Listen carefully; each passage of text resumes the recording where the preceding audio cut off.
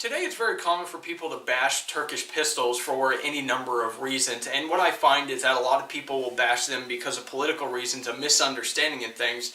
Like they think that they're supporting this group or that group, when in reality they've done more against ISIS than most other countries as far as boots on the ground and being actively engaged in that role. So, with all that said, there's other things too. The pistols, if they're $200-300, there's absolutely no friggin' way that it's actually a good quality pistol, because people have in their mind that $400 because of CZs and up is a good price range, and the more expensive it is, the more reliable it's going to be, the better quality. Well, all of that is relative, because if you look at a lot of things as far as reliability is concerned, most pistols these days are going to be able to run flawlessly for a good amount of time, thousands of rounds. But the difference is that some companies will actually charge you more for less quality. I mean, you've got the SIG, which scandalously tried to change the way they manufacture things in the middle of fulfilling a federal contract. Like they stopped,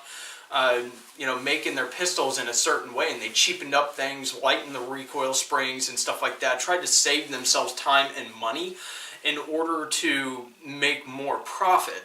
And yeah, they almost got in trouble for that, or completely lost a contract, and you're seeing it in the quality. The quality is not really that great anymore, and you can feel it in the recoil springs, you can feel it in the density of the metals.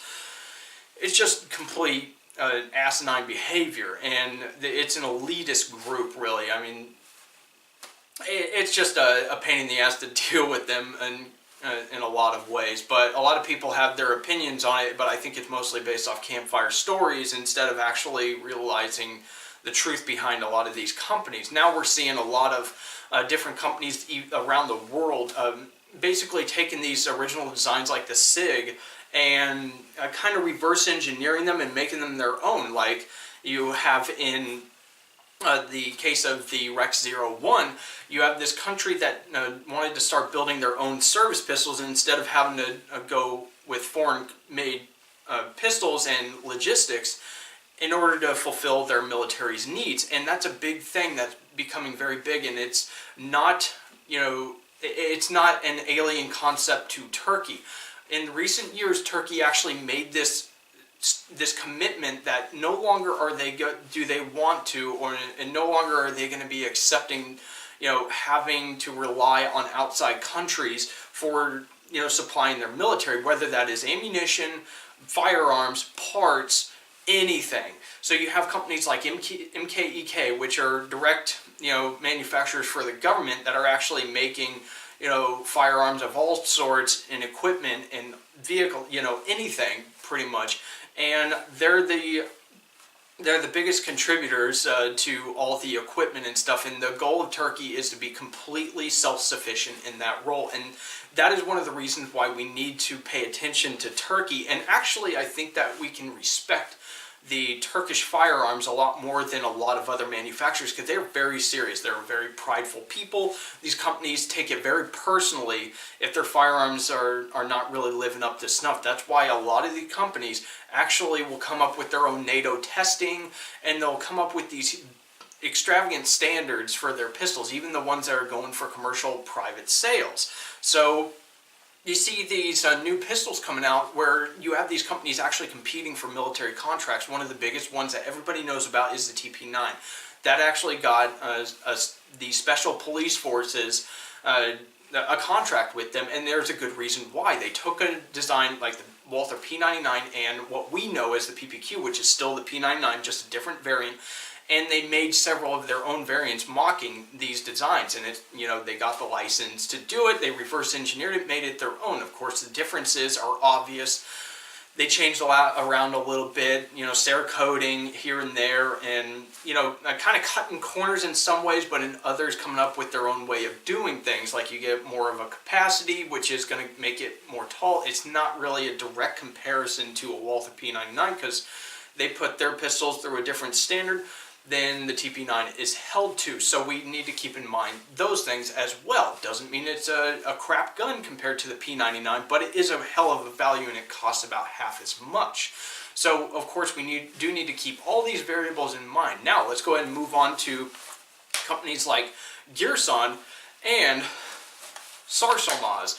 With these two pistols, these are great examples of what Turkey is trying to accomplish here. They're taking designs that are well known, reverse engineering them, and making them their own. There is nothing wrong with taking designs that exist and basically modifying them to make them into a unique design that they can be proud of. Because a lot of these designs, like the M&P for the MC-28, for example, it is the M&P necessarily may not actually have passed the NATO tests, I guess you could say, or whoever is testing it may not have passed those trials. But when Turkey took it, they changed the metallurgy, beefed up some of the components, and I've done videos on that in the past, comparing the M&P, and you can see the components are way more beefy, the springs are way stronger, and the gun actually has way lighter recoil. Well, not way lighter.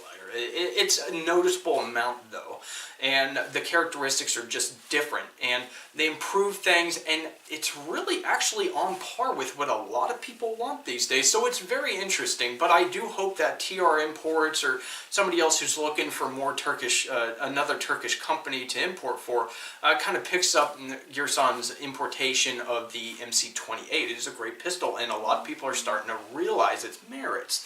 So that's kind of my advice if anybody's watching that's from those companies. Now let's go ahead and look at Sarsılmaz. This pistol actually went to another country and went through official NATO testing. Now when we're talking about actual NATO testing, that's very subjective to the country it's actually being tested in. Like the CZP-10 or P01 went through testing from a specific country that's trying to stay on general guidelines, and may have actually added in a couple of different variables, based on what they actually require at that time. So it's kind of the flavor of the month kind of testing that you see in some cases. Like one of the baselines that you'll actually see is like Girsan actually took the idea of NATO testing, for example, I'm sorry, getting off topic, but Girsan had their own testing where they did 15,000 rounds as a minimum, of course staying within the guidelines of 495 mean rounds between failure, which is taken from the American tests, which everyone holds to a high standard for whatever reason.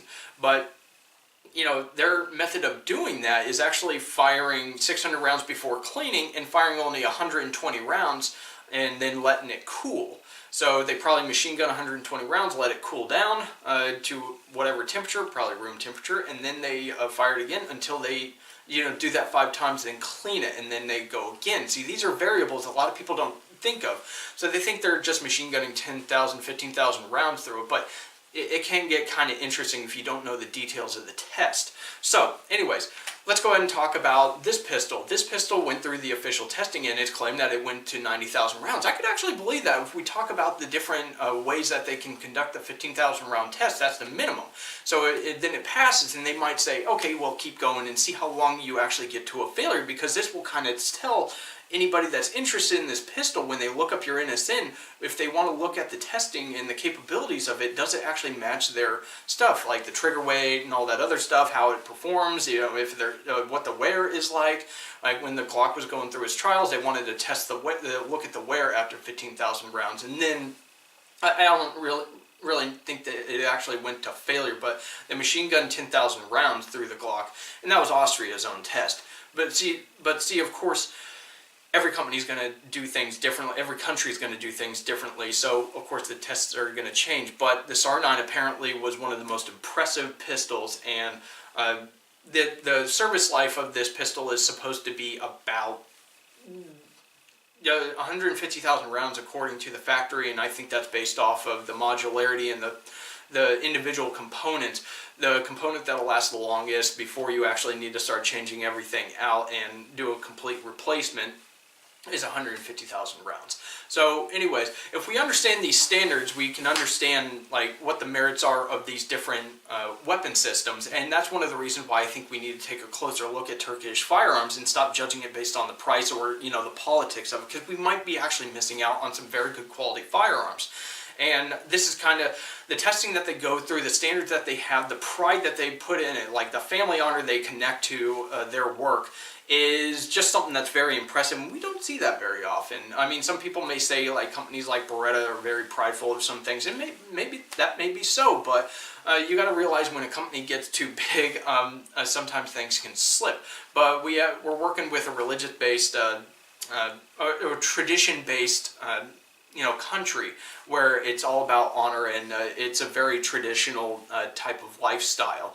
But in general, no, the Turkish people don't hate Americans, but they do hate the ignorance that people display, and they don't really get the credit that they really deserve. Just because some president or prime minister says something stupid doesn't mean that's the opinion of the rest of the country. It just means that the military or the police are pawns to these political games. Just like our presidents don't always represent the opinions of the country, or whatever. So let's be a little bit more logical about this, and I definitely recommend checking out Turkish pistols. It's not much of an investment, and really you get what you pay for may not actually be the most accurate statement.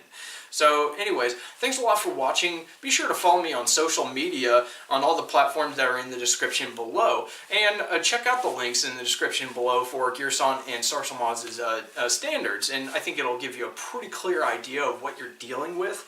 But anyways, thanks a lot for watching. I'll see you around.